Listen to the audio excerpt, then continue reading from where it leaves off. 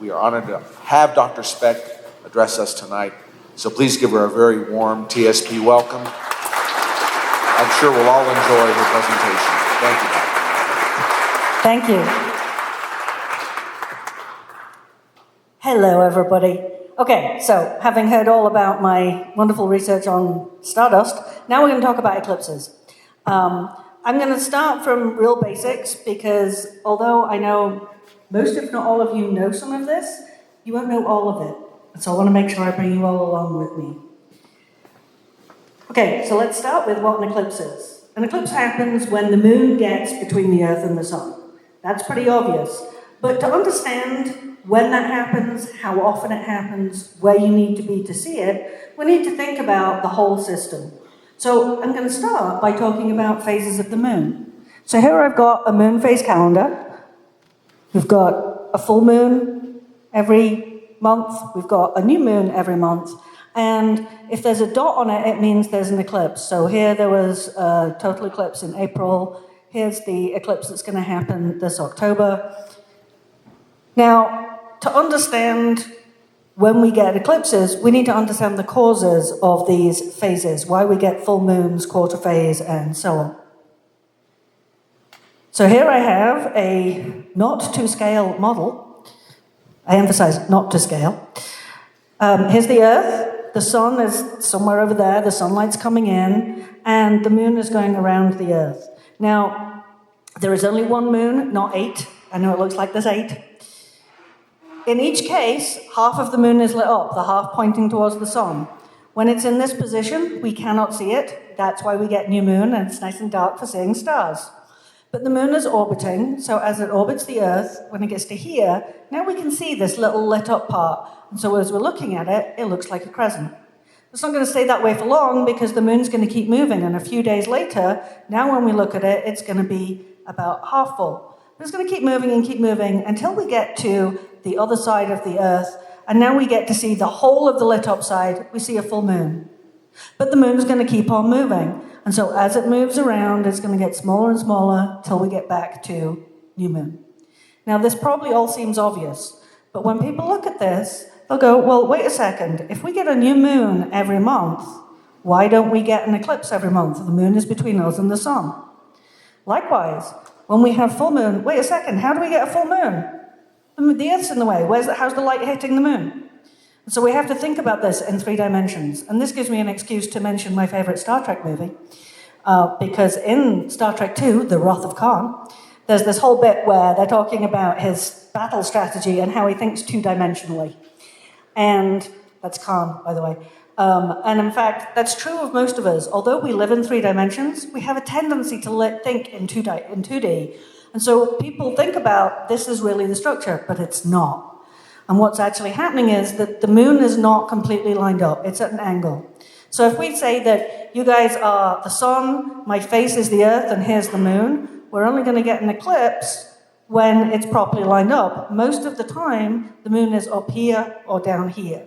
So if it's down here, down near my chest, it has to go around the Earth, so it would end up here.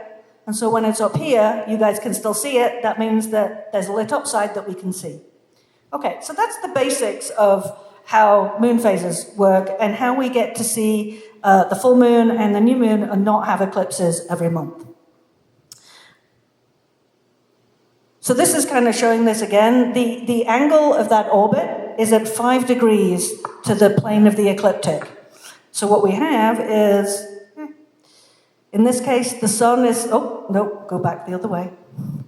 The sun is somewhere up there, the sunlight's coming in, and the shadow of the moon is not hitting the Earth, and also the shadow of the Earth is not hitting the moon because it's offset. But as the Earth orbits, now it's moving in, my laser may have died, well that's good.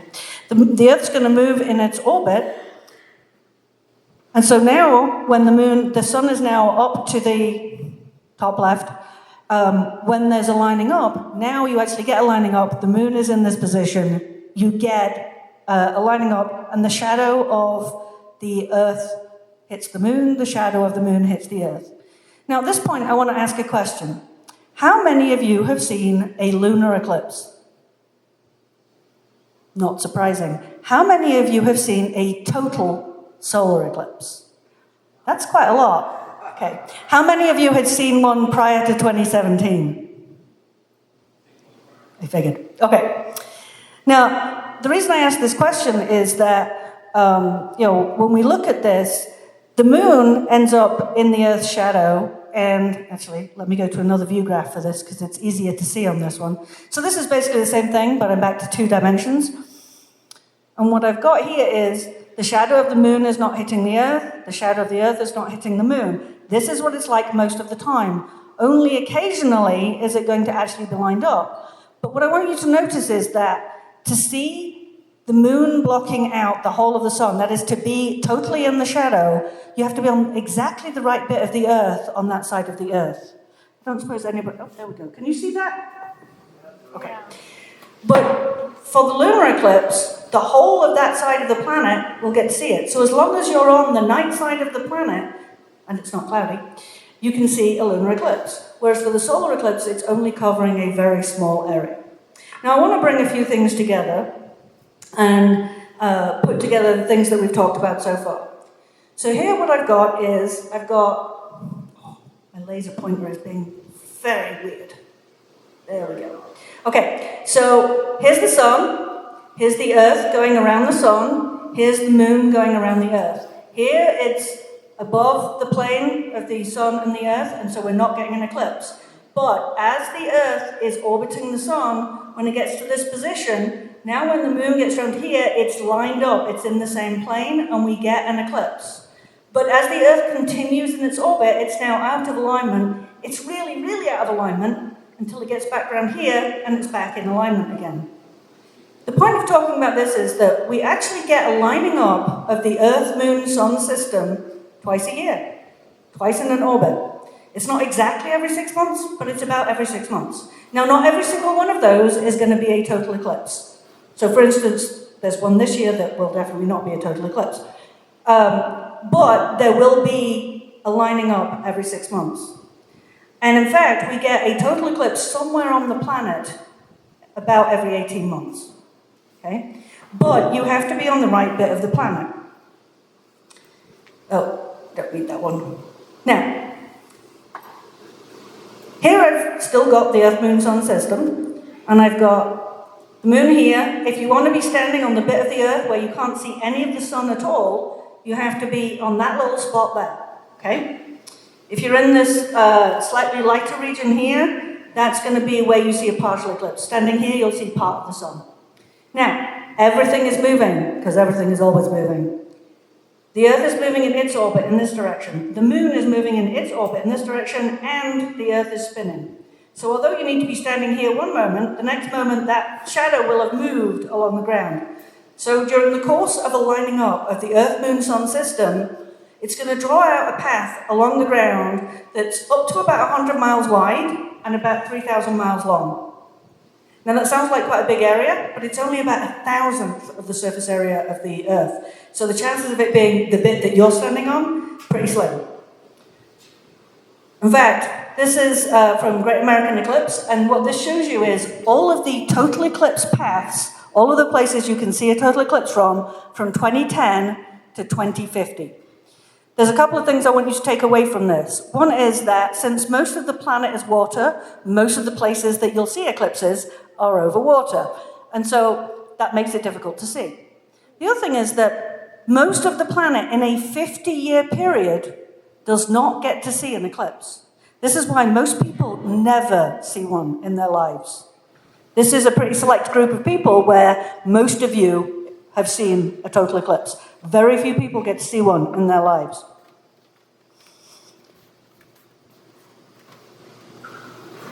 Now, I know that you've all seen one, so I'm probably going to go, nearly all of you have seen one, so I'm going to go fairly quickly. But every eclipse is a little different. So I'm going to talk about the sort of things you experience, and it may be things that you haven't had a chance to experience yet. First of all, obviously you get a partial. As the moon is moving in the way, you get a partial eclipse. And there's some really cool things to witness during the partial phase. I'm sure you all know that you need to be wearing Eclipse solar viewers. If you don't already have some, start getting them now. I have UTSA ones because, yeah, why not? You can ask me questions about safety and things later. So let's talk about what's happening during this partial phase. Well, first of all, if you weren't paying attention, if you didn't know there was an eclipse, you wouldn't even notice there was anything going on until you got to around here, okay? You need to have blocked out about 75% of the sun before you'd even notice that there was a change in the light. Now, at that point, it's not just us that will start to notice, other animals will start to notice. So what you're seeing here is birds. So whether you live in a city or in the country, around sunset, but before it gets dark, birds do this flocking thing, right? They all flock and they make lots of noise. Then when it gets dark, they all go to bed. Same thing happens during an eclipse. But it gets to about 75-80% of the sun is covered up by the moon, and now it's dark enough that they think, oh, the sun's set, it's time to start doing our flocking thing. Let's fly around and make loads of noise. And then it goes dark in an instant, and they all land and shut up all at once, and it goes real quiet. There are other animals that do things that I'll talk about in a minute. The other thing is that you'll see interesting patterns under trees. Most people here are familiar with optics, but it's one of those things that people don't think about what's happening when they look under a tree. Just on a normal day, when you look under a tree and it has that kind of dappled appearance, and it's because every gap between leaves is behaving as an aperture, and it's making an image of the sun on the ground. On a normal day, that image is just a circle. But during an eclipse day, you get to see all the little crescents. Now, this is actually from the annular eclipse that happened in 2012. This was actually from a location that they didn't see full annularity, they just got a partial. But what they did here was they just used a hole punch, and they punched this out. And then you can see the word eclipse and the date of the eclipse projected as images of the partial eclipse. In fact, you can do all sorts of things. A colander is a useful prop. Anything that makes gaps. Actually, I was in Australia last month for the total eclipse there, and somebody just took a pen and punched holes in a piece of card in the shape of Australia and did a picture of Australia in the shape of the crescents. It's pretty cool. In fact, you can even use your fingers and make the apertures in the gaps between your fingers. Some of you may know Rick Feinberg. He was editor of Sky and Telescope a long time ago, and then press officer for the American Astronomical Society. Those are not his feet, by the way. But he's basically doing this. The sun is passing through the gaps between his fingers. They're behaving as apertures, and it's making patterns on the ground. So even if you don't have the solar viewers that let you look directly at the sun without damaging your eyes, even if you don't have a handy colander or a piece of card to stick a hole in, you can improvise and get to see what's going on. Now, I already mentioned the birds, but there are some other things, and I like the fact that I get to mention birds and bees in the same time. Slightly perverse, sorry. During the 2017 eclipse, there was a study done that showed that bees stop buzzing during an eclipse. It's actually a bunch of elementary school kids who did the observations. And this other picture is from Wyoming, and plants were changing their water uptake during the eclipse. So there's a lot of different things that happen during an eclipse. I'm not even going to get into the science that we can do beyond this during an eclipse, but feel free to ask me questions because there's so much going on. So the moon is moving in the way. The color in the sky is weird. Like I said, you wouldn't even notice it till you got to about 75-80% eclipse. At that point, it's like, you know, the sun has just set, and the sky is still bright, but the color is different than it is when the sun's up. It's like that, but the sun is still up there, and so it feels really weird. And it's getting darker and darker and darker. But it's really subtle, and that change in brightness really happens right at the end. The last thing that you get to see before you get into the total eclipse is what's called Baily's beads. And this happens because the moon is not a perfectly smooth orb, no matter what ancient people thought. It has mountains, it has valleys. And so the last thing that you get to see is actually the mountains and valleys on the moon. So we've got a mountain and a valley, and a mountain and a valley. And by the way, that's not how you spell Baileys. I don't know why it's spelled that way. Okay, so this is kind of a time sequence. We're going to start over here. You've got quite a lot of the sun still showing. At this point, you still have the eclipse viewers on, the solar viewers. There's too much light, and I'll talk about that in a second. As the sun is being blocked out, the moon is moving in the way, we're starting to see the topography of the surface, and eventually you just have one or two little valleys left. Now, the other thing that I'll mention here is the red that you can see here, that's real. Most of you probably have H-alpha filters. That's H-alpha. Actually, it's a little bit of a mixture of H-alpha and the other hydrogen lines, so it's slightly pinker than H-alpha would be. And this is, in fact, why my hair looks like it does. See? H-alpha. This is real. So, if you've ever seen beautiful pictures from NASA of the surface of the sun, they've got these big loops coming off the surface and the prominences and flares. And people think of it as being yellow. It's not, it's pink. It is this beautiful pink color, and you can really see this, and you do not need a telescope. You can see this completely naked eye.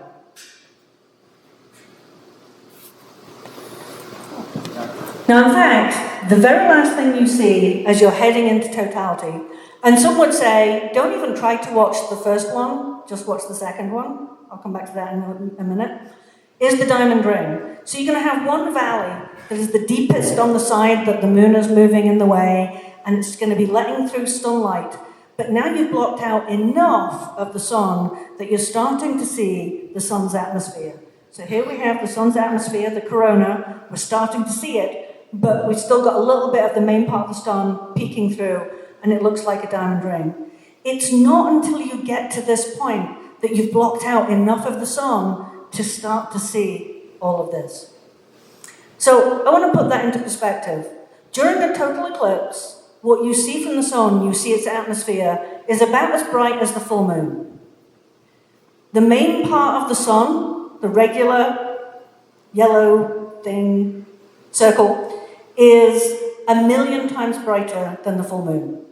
But what that means is that even with 0.1% of the sun showing, that's 1,000th of the sun still showing, it's still 1,000 times brighter than the full moon. In fact, even with 0.01% showing, with a 10,000th of the sun showing, there's still 100 times more light. So all of you know, you want to get to totality, you want to see the whole thing. But when your friends are like, oh yeah, I live at 90%, I'll be able to have a great time. You know what? 99.99% isn't good enough. There's still too much light from the sun. You have to actually get into 100%. And I may come back to that once we get into the eclipses that are actually happening. So this is an image of a total eclipse. This one came from Rick Feinberg. This was taken up in Madras, Oregon. I think many of you saw this eclipse and can probably say, yep, this is what it looked like. This is what it looked like in Missouri, where I saw it. You can just about see it here, a little bit of pink and a little bit of pink here. Those are those prominences I was talking about.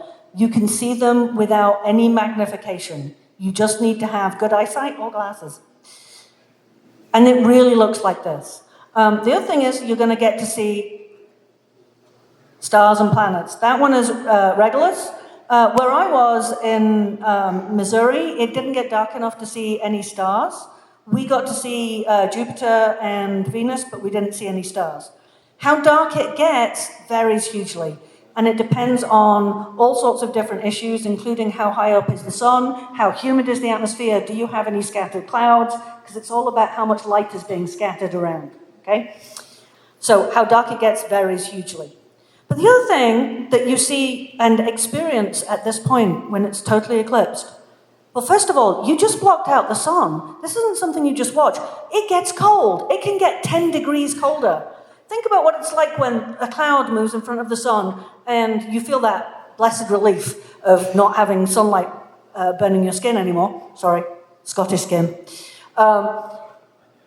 that, it feels cooler. Well, now you just blocked out the sun completely. It can really feel a lot colder. But that change in temperature also gives rise to breezes, so you'll start to feel breezes on your skin. You're also going to be listening out for the birds all stopped, dogs start barking, cows go back to the barn, people start screaming, really screaming. But you also want to look around at what's around you. If you're in a place where you can see the horizon, I want you to imagine that you're driving west at sunset. The sun has just set. You've got those beautiful sunset colors on the horizon. But behind you, it's already black. Well, it's like that, except that now it's black up closest to where the corona is, up by the sun. And as you move your head away from the sun in any direction, it's going to get lighter. And all the way around the horizon, all 360 degrees, you have those sunset colors. There is so much to take in during an eclipse. For me, for this one, I got 2.5 minutes, and it was the shortest 2.5 minutes of my life. This one is an image from taken in Exmouth, Australia. This is from a month ago. There's a couple of things I want to mention here. First of all, this one we had 62 seconds. 62 seconds. And we went all the way to the other side of the planet to see it. That's how good it was. A couple of things I want you to notice here. First of all, the shape of the corona. It's more in all directions. The sun is more active right now, so that's expected. So this should be more like what we see. This was also much brighter than it was in 2017. The other thing that hopefully you can see is these enormous prominences in pink. They really were that big. Now, this is partly because this eclipse was where the moon is very close to not actually covering the whole of the sun, so you're really seeing close to the surface, so you're seeing more of those prominences. They're also bigger because the sun is more active right now. Okay, I'm not going to dwell on this, but if anybody wants the whole breakdown, I can share my slides. But these are all the things you're trying to look at.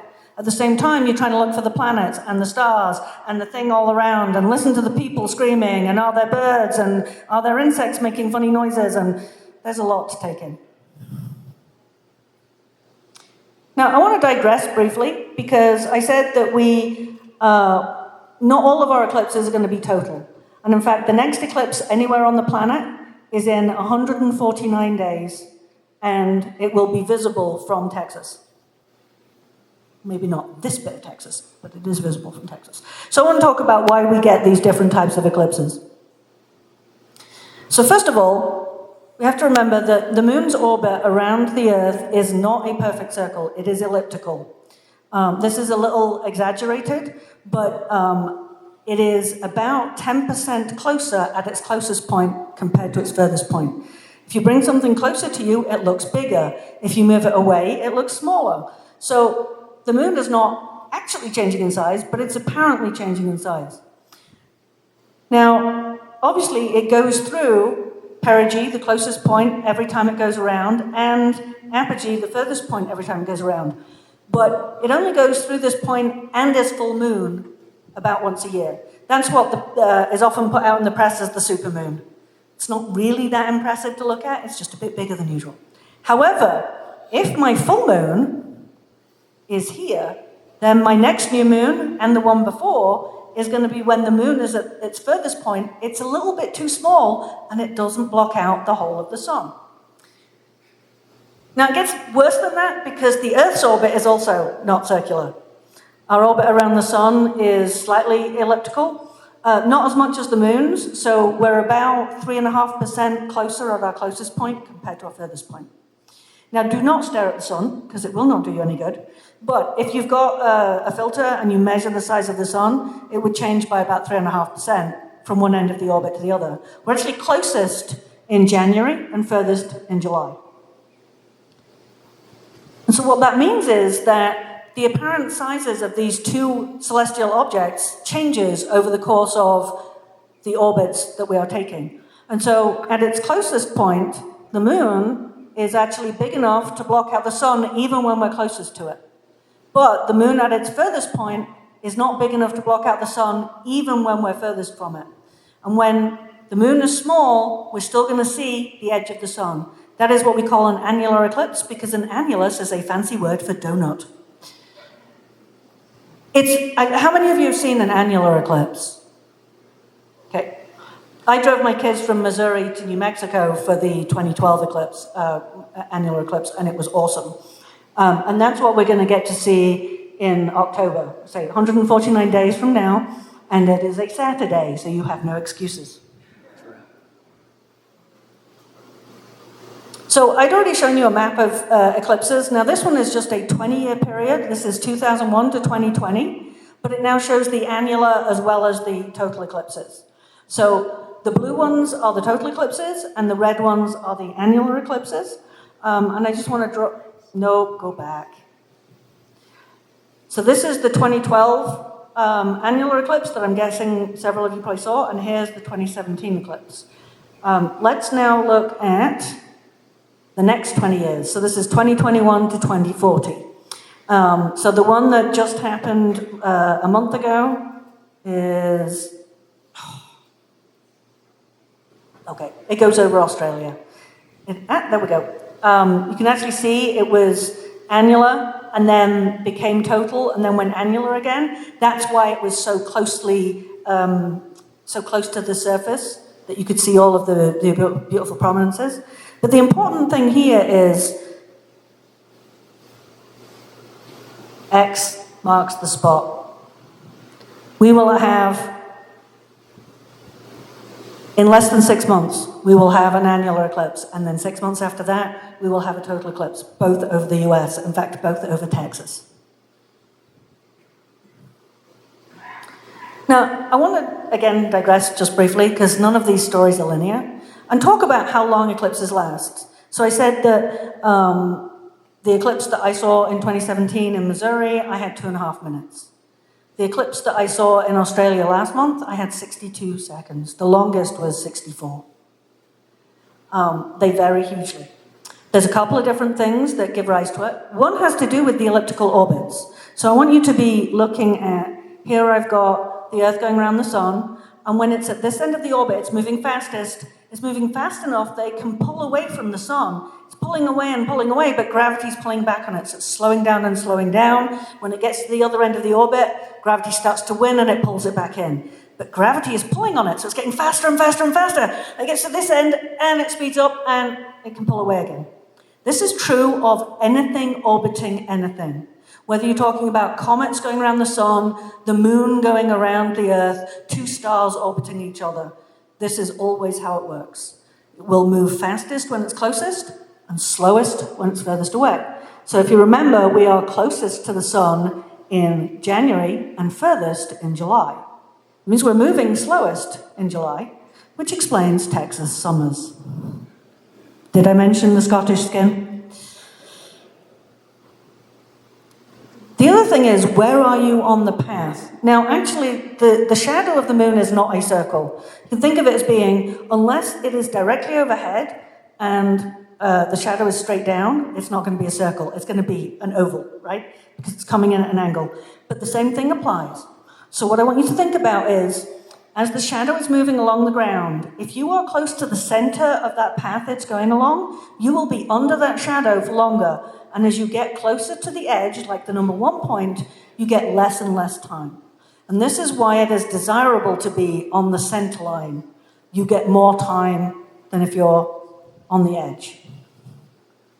There are some other effects. So for instance, latitude plays an effect, and it has to do with how fast the surface is moving, as well as topography. But these are the two biggest effects. So here, this is showing you where the two eclipses, the next two eclipses anywhere on the planet, where they cross. And just for the record, let's see. My house is right about there. Just saying. So if you want to see the annular eclipse, you want to be between the blue lines, and closest to the red line will give you the most time. And likewise for the total eclipse, between the blue lines and closest to the red line. So let's talk about the annular eclipse first, because like I said, it's 149 days. Actually, everywhere in the dark blue, we'll see a partial eclipse. But if you want to see annularity, that is the actual ring of the sun around the moon, you have to be on the yellow line. You can see quite a large area gets to see that. This is just another view of it, but it also shows you where everybody else gets a partial. So the point here is that the whole of the US sees a good partial. So all of your friends who are like, they're not really into astronomy, but they're like, it might be cool. Get them to go out and look at it, because they don't even need to travel, they will see a partial. So this is actually showing, basically, so we are right here, so we're not actually quite on the path of the annular eclipse, but you can see where it goes through here. If you don't know about this website, and if you just search for Exhubie and eclipses, it'll pop up. Basically, it uses Google Maps, and you can then zoom in, and if you click on it, let's see, did I put that on there? Oh, I thought I'd put a picture on there. Never mind. If you click on locations, it will pop up information like altitude, time, how much of an eclipse you're getting, all sorts of stuff. This is actually, again, from Great American Eclipse. If you aren't familiar with this website, it has so much great stuff on it. Michael Zeiler, who runs it, is on the National Task Force, so he lets me use his stuff. But this one actually has the times, so you probably can't see this well, but on the center line, it's nearly 5 minutes in annularity. Okay? So it takes about 2 to 3 hours for the whole thing to happen, but actually seeing the ring of the sun is up to about 5 minutes. So let's talk about the main event, because this one's going to be cool, and this is going to bring a lot of people to the path of totality. Again, everywhere on the darker blue area sees a partial eclipse, but unless you're on the yellow line, you don't see a total eclipse.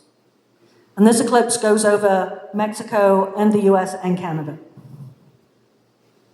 This is another zoom in, so again, you can see that even if you're up in Seattle, which is about as far away as you can get from totality and still be in the US, you still get a 20% eclipse. The place that's going to have the longest eclipse is down here where the little eclipse symbol is, in Mexico.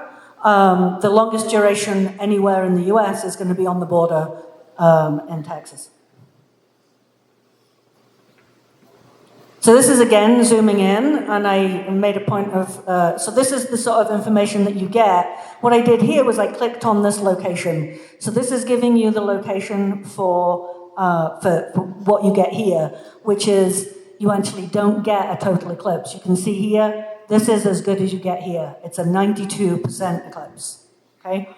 But you don't have to go all that far from here to get into the path of totality.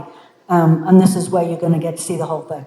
And again, if you go to that same website, you click on any of these places, it tells you how high up it's going to be, what direction you have to look in, what times, but also how much of an eclipse you're getting. And for total eclipses, it tells you how much time you get in totality. So for instance, if you're in Kerrville or, nope, wrong one. If you're in Kerrville or Fredericksburg here, they get 4 minutes and 20 seconds of totality. You get a few seconds more, if that, a second or so more, if you get down to the border, and just a tiny bit more into Mexico. But even down here in San Antonio, by the time you're where UTSA is, which is about here, you already get 2 minutes and 26 seconds. So you don't have to go all the way up into the center line to get a pretty decent time. Again, this is just showing the longest duration is actually right about here, and this is showing you contours of that. And so, again, Great American Eclipse is a marvelous resource. Now, one of the things that you all know is important is, will you be able to see it? Is it going to be clouded out? This is a map that shows you, this is average data. This is basically taking cloud cover at the time of the eclipse. It's actually a specific time.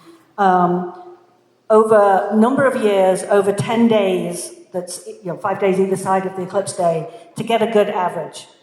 And what you can see here is that as you move along the path of the eclipse from Mexico all the way up, you get less and less chance of seeing it. There's more and more average cloud cover. Now, having said that, for Missouri in 2017, it was on the 50 to 60% chance. Well, most of the state actually did get to see the eclipse. So it doesn't rule it out. On April 8th this year, it was beautiful, bright and sunny in Rochester, New York, and cloudy in San Antonio. So this is climate. Weather is a whole other thing. But it means that a lot of people will be choosing Texas as their place to view the eclipse. So this is just to kind of bring all of that together. We have 149 days until the annular eclipse, and we have 326 days until the total eclipse. But I'm not done yet.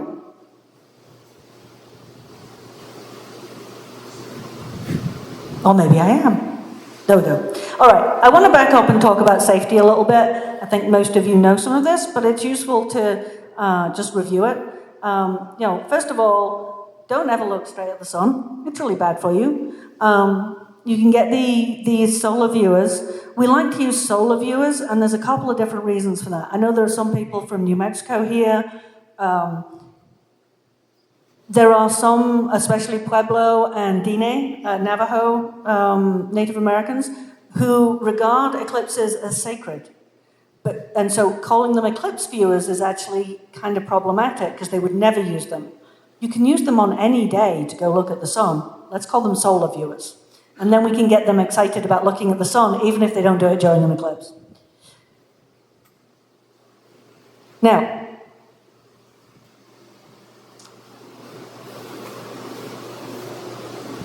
during the totality, you do not need anything. You do not need anything at all. It is completely safe. Remember I said it's about as bright as the full moon. You can just look at it. But until it is totally eclipsed, you need the viewers. Remember I said that even with a 10,000th of the sun showing, it's still 100 times brighter than the full moon. Do not look at it. And I mentioned the diamond ring.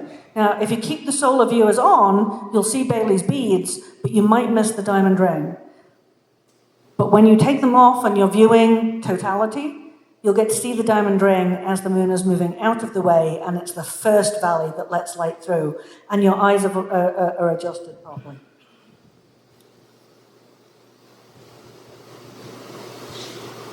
So this is just a view through the viewers. Actually, this is not a good image because it looks like you can see clouds. You cannot see anything that is not the sun.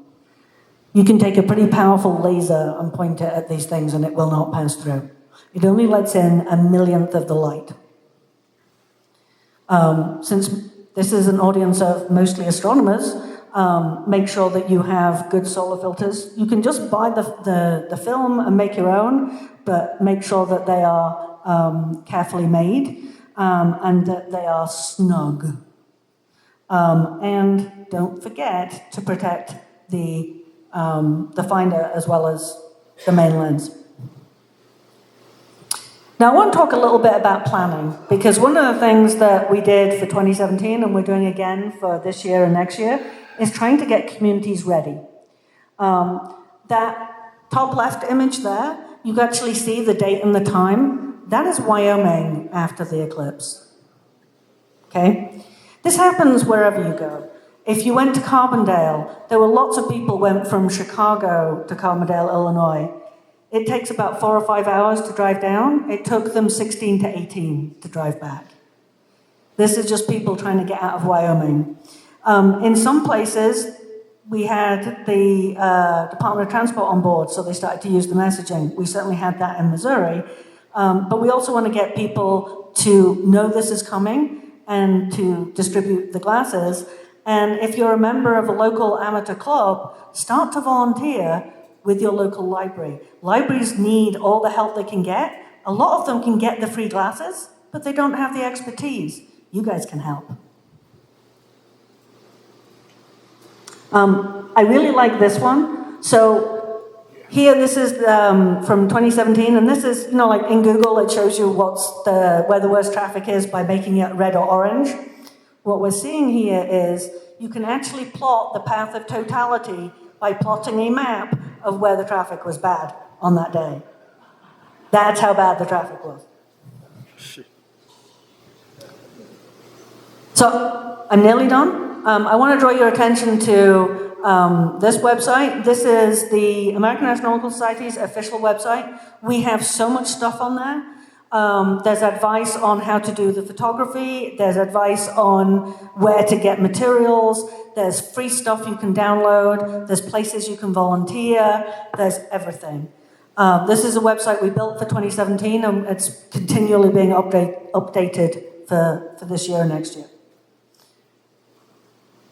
And we also have this fabulous poster designed by Tyler Nordgren. I don't know how many of you are familiar with his work, but he did a lot of posters for the 2017 eclipse. He also does most of the night sky posters for the National Park Service. But this is our official poster for the total eclipse this next year. And I'm going to leave you with this, because in 2017, I got a beer named after me. Totally worth spending all my time on eclipse stuff. And I will actually stop there, and you can ask me any questions you like.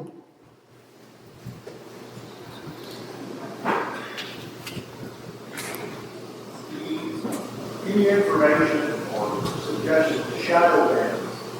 I saw it in 2017, used for the dead sheet now. Okay, the question was about the shadow bands. So the weird thing about shadow bands is we still don't fully understand what causes them. So if you're not familiar with this, you can actually find some good videos of them. But it's basically, as the shadow's coming in, you see these bands on the ground. The best video I've seen of them was from the Svalbard eclipse a few years ago, where you've got a beautiful white ground. In Australia last month, we put down a t-shirt so that we had a white surface. We saw nothing. So it's very variable. But, basically it's hit or miss whether you see one. But yes, a white sheet is definitely something that is very flat and very uniform in color is going to help a lot. We could see them on the hood of a car in 2017. You saw them on the hood of a car?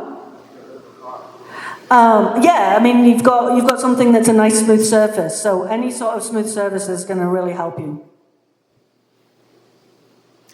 I heard you speak back in 2016, before the last eclipse. You gave the tip about just before totality, looking at the diamond ring with your naked eye to see that transition. I was able to see that for 2017, that last few seconds from the transition from diamond ring to the corona coming out naked eye. So thank you for the tip. It was really incredible to see that. Okay, I'm glad that you got to see it. I did it the other way around in Australia, and I actually really enjoyed being able to just focus on the Bailey's beads. So I think, this is one of those things, as you see more of them, you can choose which things to spend more time on. Did you have a question as well? My son was 2 for the last eclipse. He'll be 9 for the next one. Big transition in a person's life from 2 to 9. 6 years goes by pretty quick for us. It's hard to believe we're planning for the next one.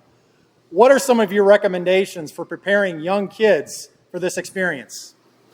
So we actually did a lot, and my kids were, because it was August, it was the beginning of 5th and 8th grade, was the year that it was, and we did a lot of work with schools, and honestly, getting them to try out the solar viewers, getting them to put them on and then move their head, getting them to think about, okay, if the sun is there, I'm going to see I can see my shadow. There's my shadow. Put them on, turn around, and you can do that on any day. And people are always shocked when they see the sun through those glasses, even on a regular day, because it's much smaller than they expect. And that is one way to be like, oh, that's really cool. And that just gets them used to the idea of, this is how I look at it safely. There's some other things you can do depending on how deep you want to get. I showed the colander thing. You can actually do something where you punch different shapes into something, and then show them how, depending on how far away you hold the thing, it will make circles versus the shape of whatever you punched out. And so that can get them into understanding, oh yeah, now I'm seeing the shape of the moon. So those are the sort of things that you can do, and you can do that well in advance. And that works really well. Yeah, I wanted to mention, there's a Curious George episode I ran across accidentally. It aired in 2020. It's great for preparing, it's accurate all the way through, great for preparing kids for solar eclipses. Has all the safety stuff. He forgets the eclipse glasses, and then they do the colander thing, and it actually goes through the whole experience. It's wonderful. It's season 12, episode 7, I think in most countings, and it's called George's Dark Day. I think you can find it to stream on Peacock. Excellent. I don't know if everybody heard that, so I'm going to try to repeat it. So this was a Curious George episode. Was that season 12, episode 7? George's Dark Day. Yeah, I'm definitely going to look that up now. Yeah, my first book was 2017, and I read up a lot of different sources. They go, well, this is your first eclipse. Don't do anything but look at the eclipse. Don't try to take pictures, because you're going to mess it up, and you're going to miss the whole thing. So not very good for the second one. So I'm looking forward to it. The other thing is, you mentioned earlier, trying to get glasses in the library that they have. So, the AAS site actually plays right on that. I'll take a hold on and talk about library. So there were two different questions there. One is, yeah, if you haven't seen an eclipse before, don't try to take photos. Just take it in. Lots of people, I mean, the photos you saw, I didn't take them. I let somebody else do that. I'm just going to enjoy the thing. Other people really enjoy it. I mean, particularly the two people whose work I showed, they really enjoy the astrophotography. Some of you are ready for that, and that's great. But just enjoy the experience. The other thing was about the glasses. So on the AAS website, we maintain a list of suppliers that we trust, because back in 2017, right before, there was an influx of stuff from China, mostly through Amazon, that was a real problem. The other is that there are various, the Moore Foundation just funded a bunch of stuff for libraries, so libraries have been able to put in these requests. I think they still can. The NASA is also producing some. We're helping with some branding on that. It's going to actually be NASA and the National Science Foundation and NOAA. And so there'll be more available, and all of that will be on that website.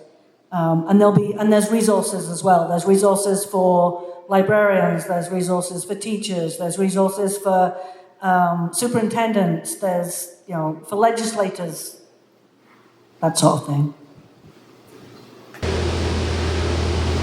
Did the upcoming eclipse explain your decision to go to UTSA? Many believe that to be the case. So let me put this in context for you. So I decided when I was 5, I was going to be an astronaut, and I wanted to see an eclipse. Okay, those were two things. I needed to be an astronaut, and I needed to see an eclipse.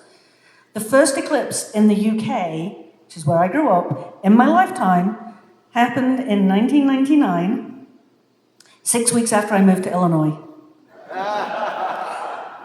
And I knew it was coming, because I knew when I was 5. They got it plotted out. And it's like, but you can't turn down a job because there's an eclipse. So then I still hadn't seen one, and then we were going to go to Southern Africa for one in 2001. There was one 2 days after my 30th birthday. And then me and my husband decided to get married, and we spent all our money on that instead. And so my first eclipse was actually 2017.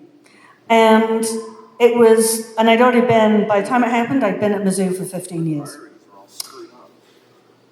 When I was asked to apply for the job at UTSA, it didn't even occur to me, and my motivation for moving was entirely different. Feel free to ask me questions about that.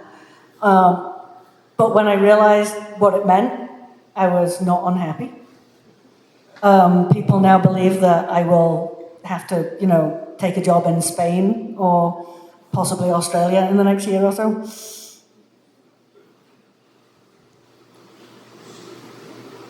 Any other questions? Are you going to get to do the beer thing? There's so many pubs and stuff again, even around San Antonio. So, one of the things that's really kind of messed up the planning is with the pandemic, you know. I was already doing outreach 3 years out, and but also I'd been in Missouri for a long time. I was well known. I was the source for any astronomy story in the news for most of Missouri, including St. Louis and Kansas City. And so I was already kind of famous in Missouri, and that's not the case in San Antonio, in part because I haven't been there long enough, and in part because of the pandemic, in part because Texas is weirdly bureaucratic. That's a whole other thing. And so I haven't kind of got that far yet, but, you know, there's still time. If you know brewers that want to name a beer after me, then, you know. Didn't they already do that? I need another one. We have Speck. Do we have time for one more? Yes. One more question. Planning and mobility before the eclipse. A lot of uncertainty in the forecast, especially in April. I've got an Airbnb booked in Texarkana. You got any tips about Airbnb hosts canceling on you at the last minute? Oh, not even last minute. So one of my, so I'm a department chair, right? So when I say my lecturers, that's in my department. One of my lecturers, she had booked an Airbnb up in Fredericksburg, and it was cancelled about 2 weeks ago, and now they want $1,000 for the night. I would not be at all surprised if more of that happens. We know it happened. It's going to happen in the places that have the best chances of weather, good weather most. It happened much more up in Wyoming and Oregon than it did in, say, Missouri in 2017. But I don't know how you fight against that. I just want to mention that I actually saw a reasonably priced Airbnb. I can't remember if it was Marble Falls or Kingston where I'm going to be. She knows about the Eclipse, Superhost, and she's advertising it for 10 people, $1,000 a night, so $100 a person. You know, everybody else is like asking $5,000 to $1,000 a night in that area. So look for people who are reasonable and know about the Eclipse. That just popped up recently. And the other thing is go farther from the center line. And Dallas is really reasonable still. I mean, I think that's another issue is that there are so many, especially with places like Dallas, Indianapolis, Cleveland, Rochester, Buffalo, there are so many more places with a lot of hotels than there were for 2017. I think that's going to alleviate the problem a little, but you're still going to have people grabbing money. That's just going to happen. Oh, where am I going to be? I will be on the campus at UTSA. You know, I've seen 3 so far, and so this will be my 4th, and I'm department chair. I should be leading my students to see this. Now, my dean, the dean of the College of Sciences, is also an astronomer, and he is like, I know I should be on campus, but I want to go to Fredericksburg. You do you. I'll entertain the troops. But for the annular eclipse, it's on a Saturday in October, and we have a football game. Now, you can't be in the dome, but it's early enough in the day that I plan to be down at the tailgates and getting all of the football fans watching. There we go. Awesome.